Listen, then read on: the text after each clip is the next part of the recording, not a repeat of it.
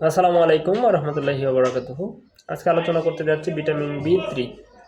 Vitamin B 3 pyruvic acid এবং fatty অ্যাসিডকে ভাঙতে সহায়তা করে, দেহে কার্বোহাইড্রেট বিপাকে ও আমিষ থেকে চর্বি উৎপাদন করতে সাহায্য করে এবং ফেলেগ্রা নামক রোগ প্রতিরোধ করে।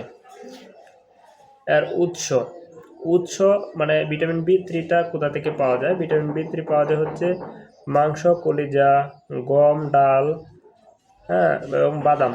মাংস, কলিজা, গম, ডাল এবং বাদাম থেকে ভিটামিন বি 3 পাওয়া যায়।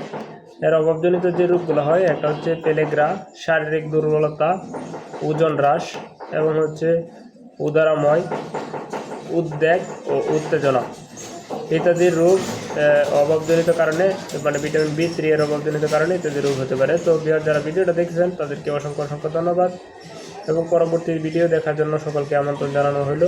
আসসালামু আলাইকুম রহমতুল্লাহি ওয়া বারাকাতুহু।